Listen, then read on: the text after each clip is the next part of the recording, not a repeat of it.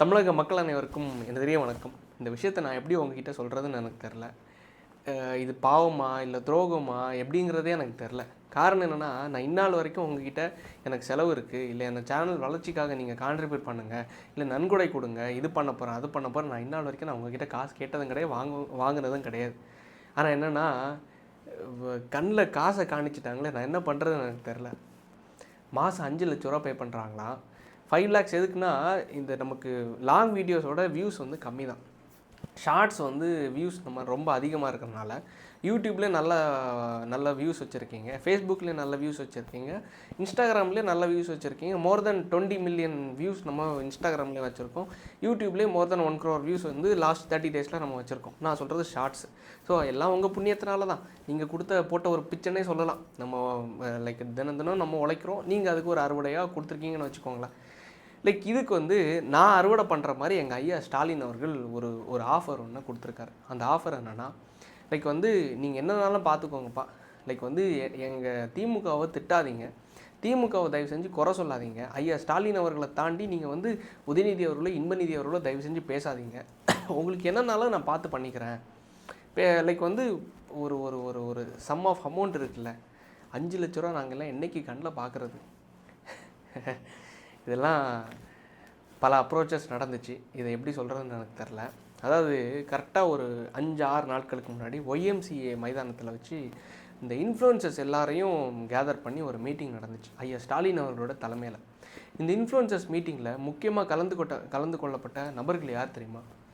துக்ளக் ரமேஷ், புகைப்படத்தை போடுறேன். நக்கீரன் கோபால், சொல்ல வேண்டிய அவசியம் இல்லை, சரி புகைப்படத்தை போடுறேன்.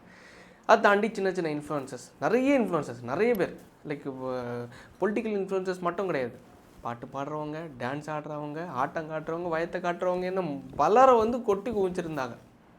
லைக் இந்த இன்ஃப்ளூயன்சர்ஸ் எல்லாரையும் வச்சு இவங்க என்னென்னா, ஸ்டாலின் அவர்கள் டைரெக்டாக சொன்னது என்னென்னா, எங்களுக்கு நீங்கள் சப்போர்ட் பண்ணுங்கள், எங்கள் ஆட்சிக்கு நீங்கள் சப்போர்ட் பண்ணுங்கள், உங்களுக்கு என்னன்னாலும் நாங்கள் பார்த்து பண்ணிக்கிறோம், உங்களுக்கு என்ன, அது வந்து மறைமுக கோட்வேர்டு, புரியுதா, உங்களுக்கு என்னன்னாலும் நாங்கள் பார்த்துக்குறோம் அப்படிங்கிற ஒரு விஷயத்த ப்ராமிஸ் பண்ணியிருந்தார். ஸோ அதிலேருந்து நீங்கள் கரெக்டாக நோட் பண்ணி பாருங்களேன், ஒரு 3 நாள் இருக்கும்னு நினைக்கிறேன். லைக் ஈரோடில் வந்து விஜய் அவர்கள், இல்லை வேலூரில் வந்து விஜய் அவர்கள் பேசின அந்த ஒரு மீட்டிங் வந்து கரெக்டாக எனக்கு தெரிஞ்சு 3 நாட்கள் இருக்கும். இது வரைக்கும் வெளிச்சத்துக்கு வராத ஜூலி என்ன பேசினாங்க தெரியும்ல, கண்டென்ட்டே இல்லை அதில், அதாவது கண்டென்ட்டே இல்லை அதில். பீட்டா இன்றைக்கி ஸ்க்ரீனில் கிடையாது, யாருமே ஸ்க்ரீனில் கிடையாது. என்ன விஜய் சார், நீங்கள் வந்து ஜல்லிக்கட்டை பற்றி பேசிட்டு போயிட்டீங்க, ஆனால் வந்து நீங்கள் பேசின ஒரு வார்த்தைனால திருப்பி வந்து எங்களை தடை போட்டுருவாங்க அப்படின்னு சொல்லிட்டு ஸ்க்ரீன்லே இல்லாத ஜூலி நேற்று பேச ஆரம்பிச்சிருக்காங்க. வைஷ்ணவி அது ஆரம்பத்துலேருந்தே கொத்தடிமையாக மாறிடுச்சு, உங்களுக்கு தெரியும். லைக் வந்து அதை தாண்டி நான் சொன்னேன், இந்த துக்ளக் ரமேஷ் அவர்களாக இருந்தாலும் சரி, அதை தாண்டி வந்து நக்கீரன் கோபால் அவர்களாக இருந்தாலும் சரி, எந்த அளவுக்கு அவங்களுடைய ஷூவை நக்காத குறையாக நக்கி அவங்களுக்கு வந்து வாழ்த்து பாட முடியுமோ அந்தளவுக்கு பேசக்கூடிய நபர்கள். லைக் இந்த வைஷ்ணவி முந்தனத்து பேசின அந்த விஷயத்தெல்லாம் பார்த்தா, அதுக்கு முன்னாடி கரூர் சம்பவம் நடக்கும்போது அந்த பொண்ணு எந்தளவுக்கு கீழ்த்தரமாக செயல்பட்டுச்சுங்கிறது உங்களுக்கு தெரிஞ்சிருக்கும். இந்த 41 உயிர்களும் பணமாக பாக்ஸில் அப்படியே பனையூருக்கு போகிறது மாதிரியும் அது ஒரு அனிமேஷன் வீடியோவை போட்டு ரிலீஸ் பண்ணிருந்துச்சு. கூச்சநாச்சம் இருக்கான்ங்கிறது தெரில. அதுக்கு காரணம் மக்களாகிய நீங்களும் நானும் தான், வேறு யாரும் கிடையாது. நம்ம வளர்த்து விட்டீங்க, இன்றைக்கி அதை வந்து எகத்தாளத்தில் ஆடிட்டுருக்குது.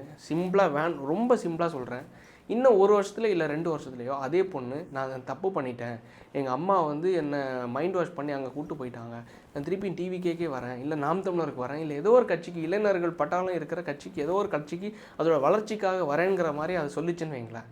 திருப்பி மக்களாகிய நீங்கள் எல்லாரும் போய், பாவம் அந்த பொண்ணு தப்பு பண்ணிருச்சுல, சரி ஏற்றுப்போம், இதை திருப்பி வளர்த்து விடுவோம் அப்படின்னு சொல்லிட்டு தூக்கி விட தான் செய்வீங்க. அதுக்கு காரணம் வேறு ஒன்றுமே கிடையாது, அது பொண்ணு. நம்ம பசங்களை பற்றி தெரியாதா, எந்த அளவுக்கு வளர்த்து விட்டிங்களோ அந்த அளவுக்கு இப்போது நீங்கள் ட்ரோலும் பண்ணுறீங்க, எல்லாம் பண்ணுறீங்க. அதுக்குள்ளே நான் வரல.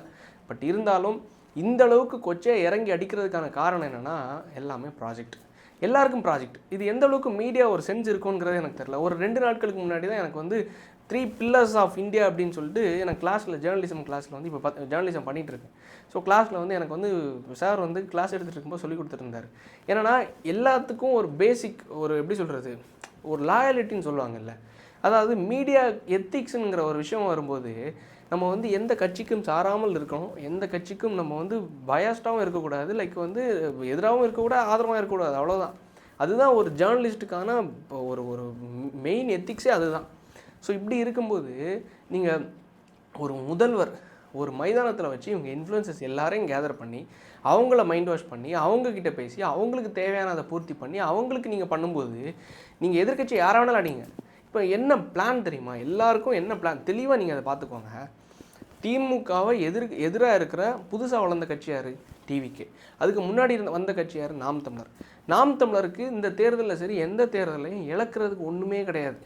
அவங்களுக்கு ஒரு எம்எல்ஏ கிடையாது, ஒன்றுமே கிடையாது, அமைச்சர்களோ ஒன்றுமே கிடையாது. அவங்களுக்கு எதுவுமே இல்லாதனால அவங்களுக்கு வர்றதெல்லாம் லாபம். ஸோ அவங்களுக்கு அவங்க பாயிண்ட் ஆஃப் வியூவில் அவங்க என்ன பண்ணிருக்காங்கன்னா, ஸோ இந்த எலெக்ஷனில் நம்ம டிவிக்கே அடித்து ஓரம் கட்டிட்டோம்னா மூணாவது 3 கட்சி தான் தமிழ்நாட்டில், டிஎம்கே, ஏடிஎம்கே, நாம் தமிழர்.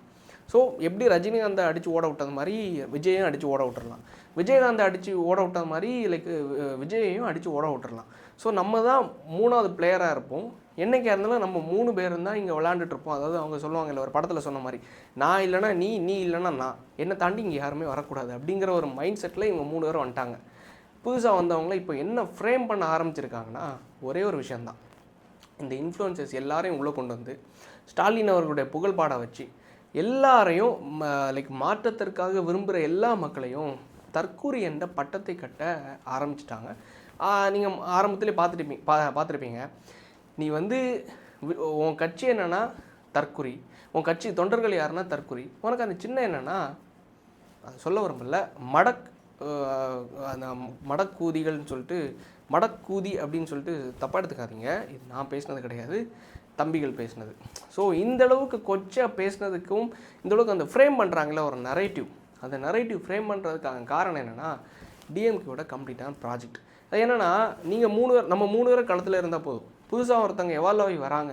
மக்களும் நார்மல் சினிமா பார்த்துட்டு இருந்த மக்கள் இன்றைக்கி அரசியல் பார்க்க ஆரம்பிச்சிருக்காங்க.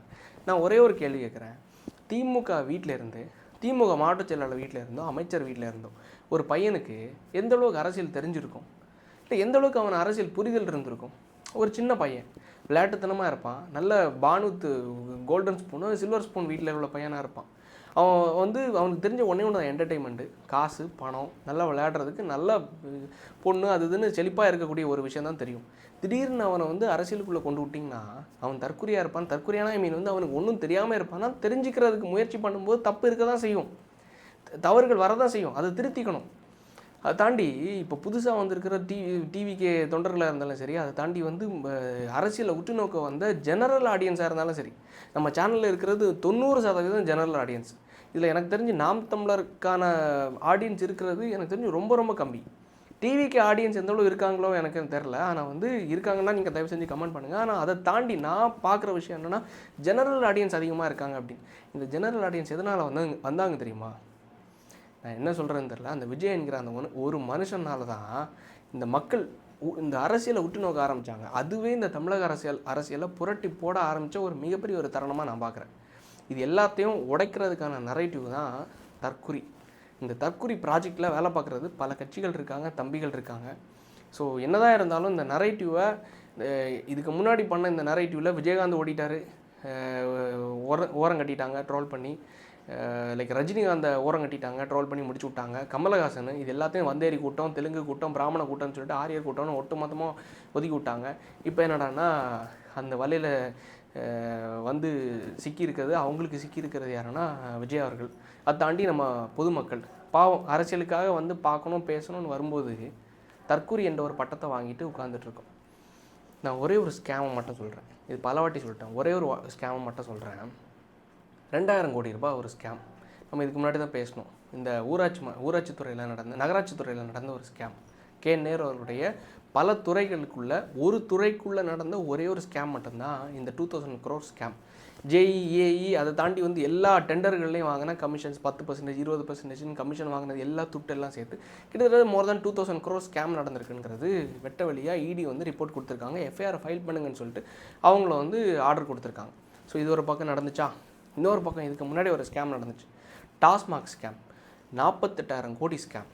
ஒரு வாரத்துக்கு செந்தில் பாலாஜி அவர்கள் 250 கோடி ரூபாய் பாட்டிலுக்கு 10 ரூபா, ஒரு பாட்டிலுக்கு 10 ரூபா வாங்குறது, அதை தாண்டி வந்து டேரெக்டாக இண்டஸ்ட்ரியிலேருந்து சாராயத்தை தயாரித்து அதை வந்து டாஸ்மாகில் கொண்டு டிரான்ஸ்போர்ட் பண்ணுவாங்கள்ல, டிரான்ஸ்போர்ட் பண்ணுறதுல ஒரு ஒரு ஒயிட்டாக கொண்டு போய் டாஸ்மாகில் இறக்குறது ஒரு செட் ஆஃப் ட்ரேஸ்ன்னு வச்சுக்கோங்களேன்.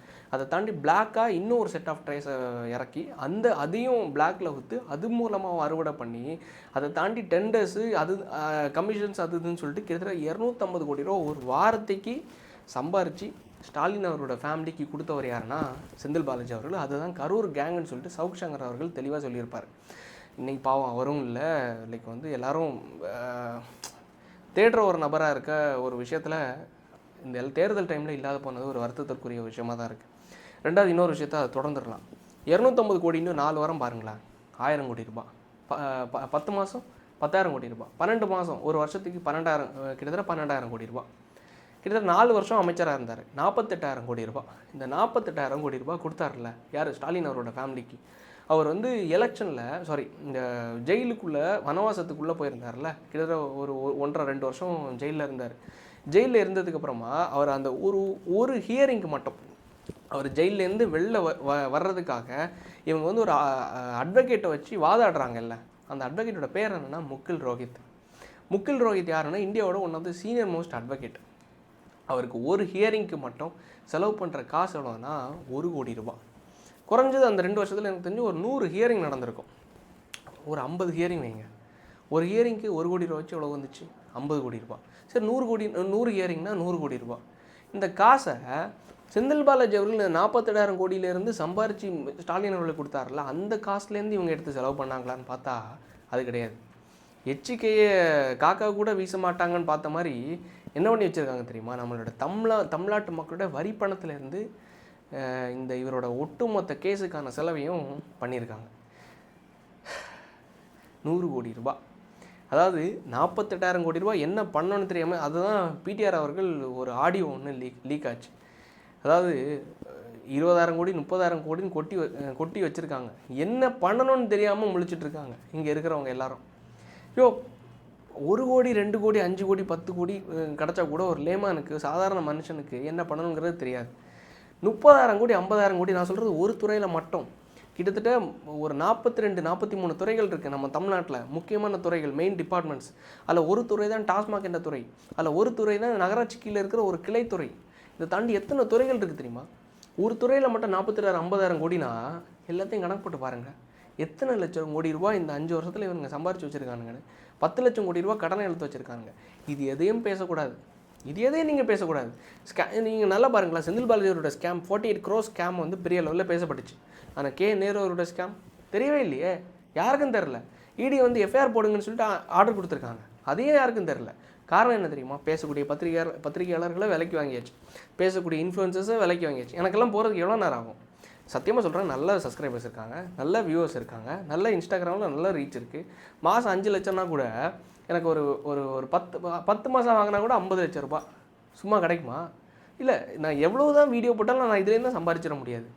50 லட்சம் ரூபாய். அந்த மீடியா எத்திக்ஸ்னு ஒரு விஷயம் இருக்குல்ல, எப்படி தான் கூச்சமே இல்லாமல் வாங்கி சாப்பிட்றாங்க தான் எனக்கு தெரில. அந்த சாப்பிட்ற வாய் எப்படி தான் கூச்சம் இல்லாமல் அவங்க மென்று தின்றாங்கன்னு தான் எனக்கு தெரில. இந்த வைஷ்ணவி அந்த பொண்ணெல்லாம் எப்படி தான் கூச்சமே இல்லாமல் இப்படி வந்து ஸ்டாலின் அவர்களுக்காக துதிப்பாடிட்டு இருக்குன்னு தெரில. அந்த பொண்ணோட மைண்ட் செட்டில் யோசிச்சு பாருங்களேன். நம்ம நல்லா அசிங்கப்படுறோம், மக்கள் நம்மளை நல்லா ட்ரோல் பண்ணுறாங்க, நம்மளை நம்ம அங்கீகரிக்கவே இல்லை. அப்போ எதுக்கு அரசியலில் இருக்கணும்? பொது வாழ்க்கைன்னு ஒன்று வந்துச்சுன்னு வைங்களேன், ஒன்றி மக்கள் நம்மளை ஆதரிக்கணும். மக்கள் நம்மளை கொண்டாடினா மட்டும்தான் நம்ம வந்து ஒரு லீடராகவோ இல்லை பேச்சாளராகவோ நம்மளை வந்து ரசிப்பாங்க, மக்கள் உயர்த்தி கொண்டு வருவாங்க. மக்கள் வெறுக்கிறாங்க, மக்கள் உன்னை ஒரு மனித கழிவாக கூட மதிக்கலைன்னா அப்போ நீ அரசியலில் இருந்து என்ன பிரயோஜனம்? ஜஸ்ட்டு திமுக எப்படி தெரியுமா, ஒரு முதலை மாதிரி. அந்த முதலை வாய்க்குள்ளே சின்ன ஒரு எலும்பு துண்டுக்கு ஆசைப்பட்டு உள்ளே தலையை விட்டிங்கன்னு வைங்களேன், மொத்தமாக முழுங்கிடும், மொத்தமாக முடிச்சு விட்ரும். இதுதான் வைஷ்ணவியும் சரி, பல ஜேர்னலிஸ்ட்டும் பல இன்ஃப்ளூயன்சர்ஸும் இன்றைக்கி போய் மாட்ட போகிறாங்க. சின்ன பணத்துக்கு ஆசைப்பட்டு போகிறாங்க. சின்ன பணமோ பெரிய பணமோ, 50 லட்சம் சின்ன பணமோ பெரிய பணமோ, எனக்கெல்லாம் எப்போ பார்த்தாலும் இந்த யார் கூஸ் முனுசாமின்னு சொல்லிட்டு நம்மளுடைய இந்த நக்கீரன் நக்கி பொழைக்கிற நக்கீரன் இருக்கார்ல, இப்போ போய் அறிவாலய வாசலில் போய் நிற்கிறாருல, அவரோட ப்ரொடக்ஷனில் எடுக்கப்பட்ட படம் தான் இந்த C5 ப்ரொடக்ஷனில் எடுக்கப்பட்ட படம். அவர் கொடுத்த கிளிப்ஸ்னால எடுக்கப்பட்ட படம் தான் இந்த இந்த கூஸ் முனுசாமி என்ற படம். ஏன்னா இவர் எல்லா கிளிப்ஸையும் லைக் வந்து காப்பிரைட் கிளைம் போட்டு வச்சுருந்தனால வேறு வழி இல்லை, இவர்கிட்ட தான் வாங்கி ஆகணும். ஸோ இப்போ என்னென்னா அந்த படத்தில் லைக் நம்ம வீரப்பன் அவர்கள் சொல்லியிருப்பார், கேவலம் 20 லட்சம் 40 லட்சத்துக்காக என்னோடய பொண்டாட்டியும் என்னோட கூட்டாளிகளையும் காட்டி கொடுத்தாங்க. அது ஒரு வார்த்தை இருக்குல்ல, கேவலம் 20 லட்சம் 40 லட்சத்துக்காக காட்டி நான் கேட்டிருந்தேன், நானே கொடுத்துருப்பேன்யா. நான் சத்தியமாக சொல்கிறேன், மக்கள் உங்ககிட்ட எனக்கு ஒரு கஷ்டம்னு கேட்டால் லைக் எத்தனை பேர் நீங்கள் உதவி பண்ணீங்கன்னு தெரில. சத்தியமாக சொல்கிறேன், இது வரைக்கும் எனக்கு பலர் எனக்கு உதவி பண்ணியிருக்காங்க. எனக்கு நான் எதிர்பார்க்குறது வேறு ஒன்றும் கிடையாது. வீரப்பன் அவர்கள் சொன்னது மாதிரி ஒரே ஒரு விஷயந்தான், எனக்காக நீங்கள் நெல்லுங்க. நான் இப்போ நான் என்னென்னா இந்த தேர்தலுக்காக ஒரே ஒரு விஷயத்த முன்னெடுத்திருக்கேன். எனக்கு பணம் எல்லாம் வேணாம். இந்த எங்கள் ஊரில் கனிம வளத்தை அந்தளவுக்கு வெட்டி கேரளாவுக்கு கொண்டு போகிறாங்க. அது எத்தனை வருஷமாக நடக்குது தெரியுமா? நான் சின்ன வயசுலேருந்து நான் கண்கூட பார்த்துட்ருக்கேன்.